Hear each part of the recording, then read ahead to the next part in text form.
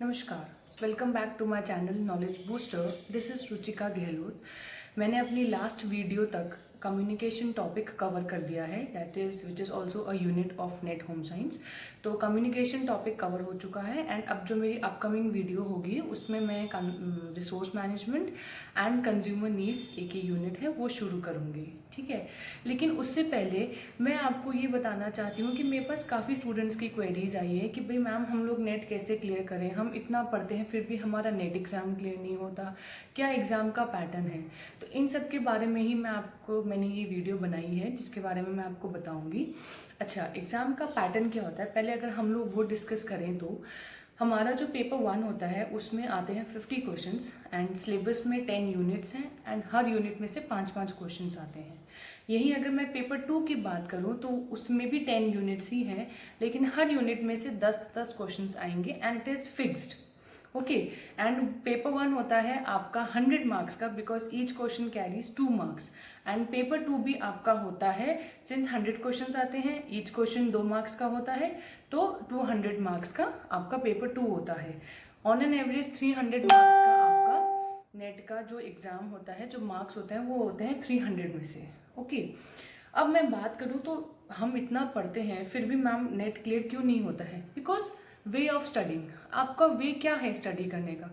अच्छा, अगर मैं आपको पेपर 2 का सेग्रीगेशन बताऊं तो पेपर 2 में भी अगर मैं 100% की बात करूं, ठीक है, तो उसमें से 40% होता है जो आप नोट्स पढ़ते हैं, जो आपने मास्टर्स में जितना पढ़ा होता है वो होता है, एंड 60% वो होता है जो लास्ट के प्रीवियस ईयर्स में से होता है। एंड उन 60s में से भी अगर मैं सेग्रीगेट करूं तो 45% होता है जो आपके लास्ट के 10 ईयर्स के पेपर्स में से आता है एंड रेस्ट 15% अगर मैं बात करूं तो वो आता है कॉमन बेस्ड क्वेश्चन।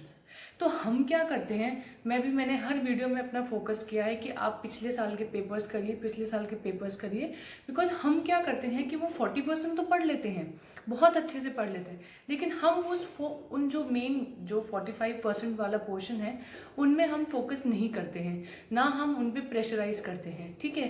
तो अब आप देख लीजिए हमने 60% वाला पार्ट कितना लैक कर दिया, बिकॉज जो रेस्ट 15% है कॉमन सेंस बेस्ड वाला, वो भी लगभग कहीं ना कहीं 45% में से लिंक्ड होता है। तो आपने 40% तो पढ़ लिया लेकिन आपने 60% को छोड़ दिया तो आपका नेट क्लियर नहीं होगा। कोई भी कॉम्पिटिटिव एग्जाम के लिए, नॉट ओनली नेट, कोई भी कॉम्पिटिटिव एग्जाम के लिए पहली प्रेफरेंस यही होती है कि आप जो लास्ट के 10 इयर्स के क्वेश्चन पेपर्स हैं उनको करिए। मैंने जब नेट की प्रिपरेशन की थी, आई वुड टेल यू मैंने कैसे करी थी। मैंने जो लास्ट के 10 इयर्स के क्वेश्चन पेपर्स हैं उनके मैंने नोट्स बना लिए थे। लाइक फॉर एन एग्जांपल, मैं आपको एग्जांपल दूं तो मैथ्स द फॉलोइंग्स हैं, ठीक है। सपोज 2016 में मैथ्स द फॉलोइंग्स में 5 ऑप्शंस आए, ठीक है। मैंने उनको नोट्स में फॉर्म में लिख लिया कि भाई ये मैथ्स द फॉलोइंग्स है और ये 5 ऑप्शंस हैं। वे 2016 में और 5 आए, लेकिन चॉइस क्या होता है, मतलब एक कह सकते हैं कि भाई लक क्या होता है कि जो 2016 में जो 5 आए हैं उनमें से 3 होते हैं पिछले साल के, तो क्वेश्चन आपका ऐसे क्लियर हो जाता है। तो अभी मेरे पास मेरे नोट्स की कॉपी नहीं है, बट एज सुन एज मेरे पास वो कॉपी आ जाएगी मैं आपको मेरी कॉपी दिखाऊंगी कि मैंने कैसे नोट्स बनाए थे। मैंने मैथ्स द कॉलम्स का एक पूरा पेज बनाया था एंड जितने भी 2012 तक मैथ्स द कॉलम्स आए हैं उन सब का मैंने जैसे कॉलम ए होता है देन कॉलम बी होता है, तो कॉलम ए का मैंने सेक्शन बना लिया था, उसमें सारे लिखे थे, एंड देन कॉलम बी का जो उसमें जो ना एंड देन जो कॉलम बी था उसमें उस कॉलम ए का जो सब पॉइंट था उसका जो करेक्ट आंसर था वो मैंने लिखा। लेकिन कभी कभार क्या होता है कि जो फर्दर एग्जाम्स में, अगर फर्दर ईयर्स में देखें तो उसी ऑप्शन का ना अदर मीनिंग होता है। तो मैंने क्या किया, जो कॉलम बी में जो एक सब पॉइंट था, लाइक फॉर एग्जाम्पल क्लॉस्ट्रीडियम, ठीक है, क्लॉस्ट्रीडियम आता है कैन प्रोडक्ट्स में एंड मेनी मोर प्रोडक्ट्स में, ठीक है। तो अब एक एग्जाम में आया था कि क्लॉस्ट्रीडियम बोटुलिज्म कैन प्रोडक्ट्स में, एंड देन दूसरे एग्जाम में आया था वही क्लॉस्ट्रीडियम लेकिन उसका अदर कोई एग्जाम्पल था। तो मैंने क्या किया, जो कॉलम बी था ना, तो क्लॉस्ट्रीडियम में उसके आगे कैन प्रोडक्ट्स भी लिख दिया, प्लस उसका जो दूसरे एग्जाम में दूसरा प्रोडक्ट आया था उसका नाम भी लिख दिया, एंड देन मैंने उसको क्रैम्प कर लिया। तो मुझे आइडिया लग गया कि अगर इन चारों एग्जाम्पल में से कोई भी आएगा तो उसका आंसर क्लॉस्ट्रीडियम होगा, एंड यही होता है एग्जाम में। जितने भी ऑप्शंस होते हैं उनमें से कोई ना कोई एक ऑप्शन आता है।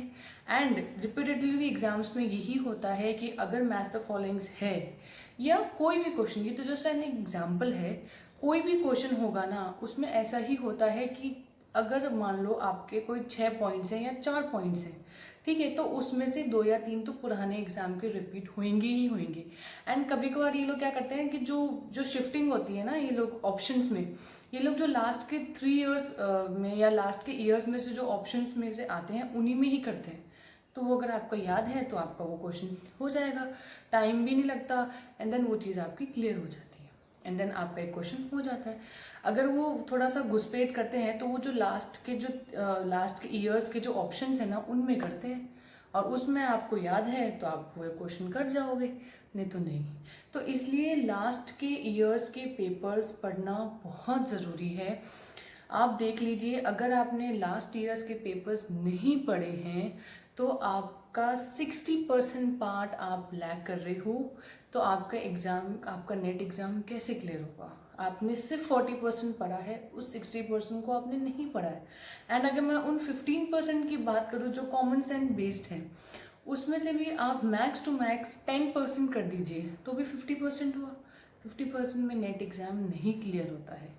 So I would request you कि अगर आपको जेन्युइनली नेट एग्ज़ाम क्लियर करना है, and if you are serious not only net, अगर आपको JRF भी क्लियर करना है, तो ये एक नुस्खा है, एक शॉर्टकट रास्ता है कि भाई आप लास्ट के 10 ईयर्स के क्वेश्चन पेपर्स हद मार के करिए।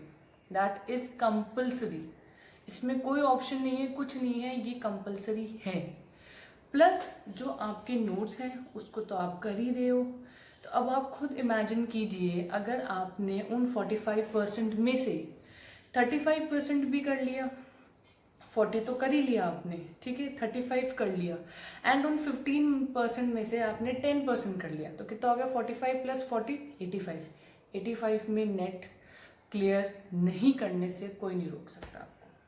85% में आपका नेट क्लियर हर हालत में होगा। तो मैं आपको अभी भी फोकस्ड होके बोल रही हूँ, एक तो वे ऑफ स्टडिंग कि भाई आप, अच्छा, मैंने कई लोगों को देखा है कि लोग अदर जॉब्स भी करते हैं नेट की तैयारी करते करते। आई वुड रिक्वेस्ट यू कि अगर आपको जेन्युइनली नेट क्लियर करना है, stay focused at least for 6 months in that net exam only, तभी आपका नेट एग्ज़ाम क्लियर होगा, अदरवाइज नहीं होगा। बिकॉज वो कहते हैं ना कि 2 नावों पे सवार होते हैं तो इंसान कहीं का नहीं रहता, वो डूबेगा ही डूबेगा। तो यही चीज़ है, अगर आपको नेट एग्ज़ाम क्लियर करना है, stay focused on that exam only, not in any other form. And आपके पास जो भी नोट्स हैं, एंड उन 40% का भी अगर मैं बात करूँ तो लोगों को ये होता है कि भी नोट्स कहाँ से लें। मैंने जो अपनी वीडियोस बनाई है उससे मैं आपको डायरेक्ट नोट्स दे रही हूँ, ठीक है। प्लस आपके मास्टर्स में आपने जो भी नोट्स पढ़े हैं, जितना भी पढ़ा है वो सारा पढ़ो, उसको वापस गो थ्रू करो, तो आपको कोई नहीं रोक सकता नेट क्लियर करने से। पेपर 1 में आपको मिनिमम 25 जो क्वेश्चंस हैं वो आपको कवर करने ही पड़ेंगे, मतलब मिनिमम 50 मार्क्स आपको लाने ही पड़ेंगे। और अगर मैं बात करूं तो मिनिमम 20 तो आपको क्लियर करने ही पड़ेंगे नेट क्लियर करने के लिए। तो पेपर 1 का तो since I don't deal with it, paper 2 का आई कैन श्योर यू कि अगर आप जैसे मैंने आपको बोला है वैसे करोगे तो श्योर है आपका नेट क्लियर होगा। तो मैं अगर इन सबको रिव्यू करूं या इन सबको शॉर्ट में करूं, तो पहला ये है कि आप एक ही अपने एग्ज़ाम में फोकस्ड रहिए। If you are preparing for NET then totally prepare for NET, don't go for any other job और don't go for any other place, ठीक है। सेकेंडली, लास्ट के 10 ईयर्स के क्वेश्चन पेपर्स को थॉरो कीजिए, उनके नोट्स बनाइए, कहीं आप लैक नहीं करोगे, ठीक है। एंड आपको एग्ज़ाम क्लियर करने से कोई नहीं रोक सकता। एंड तीसरा पॉइंट ये है कि आप रिवीजन करो। हम लोग क्या करते हैं, रिवाइज नहीं करते, हमने पढ़ लिया भाई, एग्ज़ाम के 3 महीने पहले पढ़ लिया। बेटा ऐसे एग्ज़ाम नहीं क्लियर होता, आपको एग्ज़ाम से पहले रिवीजन करना बहुत ज़रूरी है, बिकॉज नहीं याद रहता 3 महीने पहले। आप 3 महीने पहले की बात करते हो, एक दिन पहले का याद करा हुआ नहीं याद रहता, कन्फ्यूजन में रहता है। अगर आपको कन्फ्यूजन क्लियर करना है तो उसके लिए सबसे बेस्ट ऑप्शन है रिविजन। वो आप कीजिए जितना कर सकते हैं, 2 बार 3 बार 4 बार। मैंने 3 बार रिविजन किया था नेट एग्ज़ाम से पहले। नेट एग्ज़ाम से पहले मेरा तीसरी बार रिविजन था। Frankly speaking I am not saying anything, मतलब कुछ बना के नहीं है, जो है रियलिटी वो ही। And I use to study for 10 hours, ठीक है, 10 hours. I am not saying I haven't gone through any tuition, I haven't gone through anything, I had studied for 10 hours and मैंने अपने इसी पैटर्न से करा था। तो आप भी इसी पैटर्न से करिए, तो श्योर है कि कोई नहीं रोक सकता आपको। तो आप अच्छे से पढ़िए, मैंने आपको ये चीज़ पॉइंट्स बता दी है। Just try to grab that 65% और I can say 60%, and out of 40 at least आप 35% तो कीजिए। तो आपको JRF क्लियर करने से भी कोई नहीं रोक सकता। You just have to stay focused, work hard, and just keep on practicing. Don't wait for the results. If you go for such points, automatically the result will be positive. अगर आप नहीं पढ़ेंगे तो रिजल्ट भी positive नहीं आएगा। And one more thing, don't blame your Karma, okay? Don't blame your luck. It is totally your hard work that brings your success, not luck. Though it, I can say कि 1 point it affects, but अगर आप मेहनत ही नहीं करोगे तो luck क्या काम करेगा? Are you getting my point? हाँ, अगर आपने हार्ड वर्क करा है, if you have given your best, then also अगर आप रह जाते हो, then I can say it's your luck. But अगर आप हार्ड वर्क नहीं करोगे, आप कहीं ना कहीं लैक करोगे, तो ऑब्वियसली बात है नेट क्लियर नहीं होगा।